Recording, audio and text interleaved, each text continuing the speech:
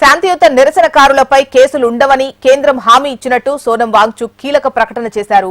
పరీక్షల వ్యవస్థపై పార్లమెంట్లో చర్చకు కేంద్రం హామీ ఇస్తుందన్నారు.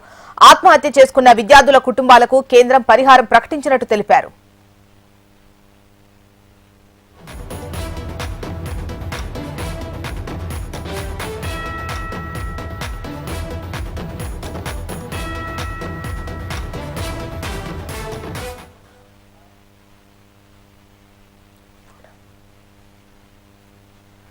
శాంతియుత నిరసనకారులపై కేసులుండవని కేంద్రం హామీ ఇచ్చినట్టు సోనం వాంగ్చుక్ కీలక ప్రకటన చేశారు.